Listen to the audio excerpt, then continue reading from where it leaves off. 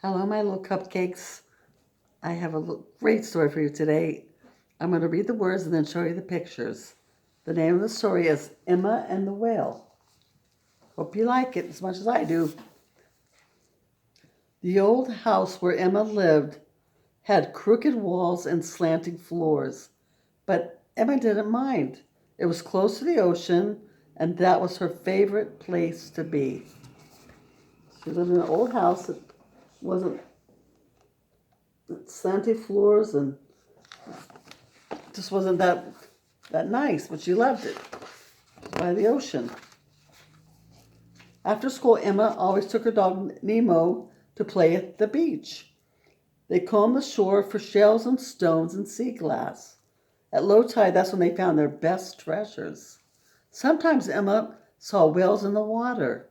Sometimes she saw dolphins, and once a loggerhead turtle. She liked to picture an ocean teeming with life, with no balloons or bottles spit to the shore. So she loved the ocean. She'd seen whales and dolphins and turtles. She loved to go look for treasure when the tide was out. Emma often imagined traveling back to olden times when whalers had lived in her seaside hamlet. She would shout at the captains, "Please don't hurt the whales," and they would listen. So they used to hunt whales a long time ago. She imagined that she would ride alongside the boat and tell them, "Please don't hurt the whales. Stop." And they would listen to her. One foggy day, Emma grabbed a small bucket because the tide was low and her green jacket because she thought it might rain. She and Nemo headed down Beach Lane towards the ocean. Emma felt droplets on her cheeks. She smelled the salty air. The sea and the sky swirled together as she skipped past the misty dunes to the shoreline. So she grabbed her coat, she grabbed her bucket, got Nemo. They were off to the beach for an adventure. Emma and Nemo frolicked in the surf. They followed the tide line. They sank their toes in the sand. The drizzle began softly, but Emma had her cozy wool sweater and her jacket to keep her warm. "We're having minestrone soup and rosemary bread for dinner," she thought. "I'll turn around soon." There's Emma there frolicking in the sand and sea. She thought, "I'll turn around soon. It's almost dinner time." One summer long ago, Emma and her friends had lined up to run across a great gray log that had washed ashore. When Emma had closed her eyes, she became a tightrope walker, the first to cross the sea. Every so often, a new log would arrive, maybe from down the street, maybe from the Bahamas or the Azores. Nemo started barking. "That's so unlike him," thought Emma. She followed Nemo's stare down the beach. "What's that?" she wondered. "I think it's a drift log."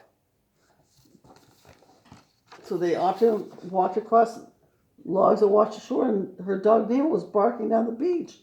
She thought, "What is that, a big drift log? What is that, a log that's come in?"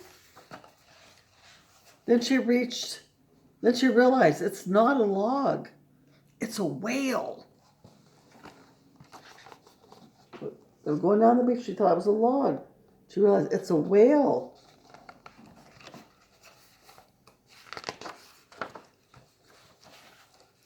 Emma ran closer. "I'm not going to hurt you," she whispered, kneeling down. The whale stretched across the sand, a dark body, tail, flippers, and pectoral fins. Emma looked at his big black eye. The wide-eyed whale stared back. "You must be a baby." "I'm a friend. I will help you." "Thank you," the whale's voice sounded in her head. "Did you speak to me?" I did."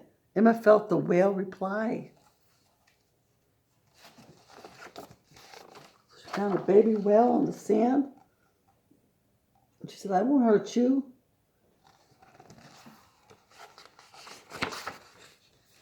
Bigger raindrops fell, and Emma put her hand on the whale's back.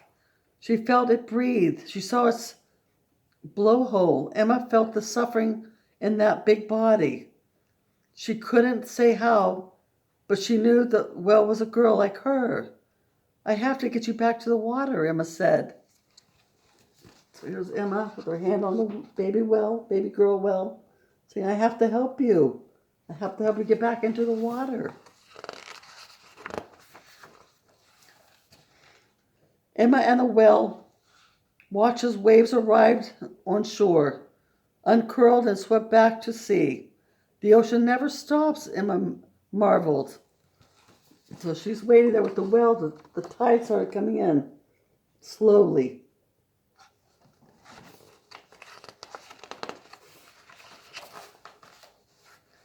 The tide was coming in.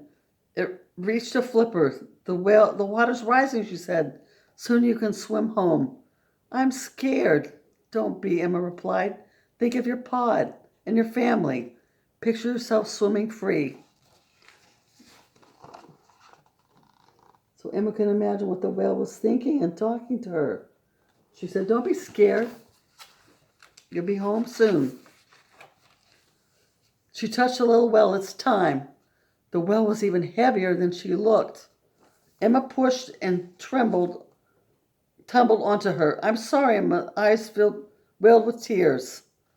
The surf swirled around them. The water got deeper, and the ocean did the work. She took a deep breath and tried again. I could do this. As the waves unrolled, Emma pushed and pushed and pushed. The whale began to wriggle. So the water starts coming in, and Emma's pushing and pushing, and finally the whale began to wriggle free. Oh, I hope something good happens. A few more pushes and the whale slipped past. A few more pushes and the whale slipped past Emma and ducked under a wave. She was beyond the break, over the sandbar, and out to sea. Aw, Emma saved her. She saved this baby whale. That's sweet. Emma saw the whale look back. A bit beyond, another whale hovered. That must be her mother. Emma stood stunned, breathless and sopping wet.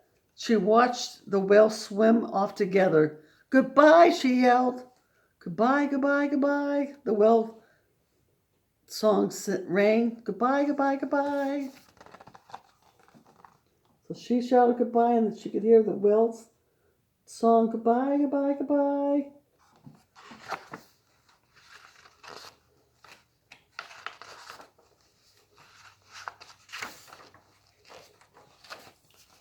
The whales disappeared into the fog. Emma remained in the shallowest water.